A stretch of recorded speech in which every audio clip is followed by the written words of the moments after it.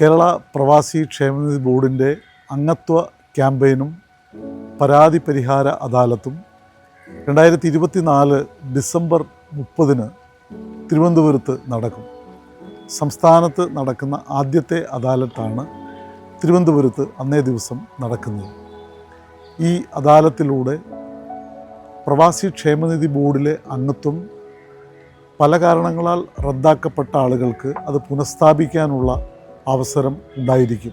തിരുവനന്തപുരം ജില്ലയിലെ മുഴുവൻ അംഗങ്ങൾക്കും നേരത്തെ അംഗത്വം എടുക്കുകയും പിന്നീട് നഷ്ടമാവുകയും ചെയ്ത മുഴുവൻ ആളുകൾക്കും അത് പുനഃസ്ഥാപിക്കാനുള്ള അവസരമാണ്.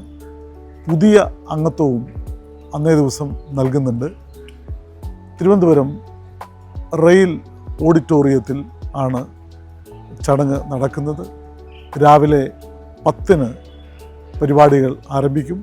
മുഴുവൻ ആളുകളെയും പ്രസ്തുത പരിപാടിയിലേക്ക് ക്ഷണിക്കുന്നു.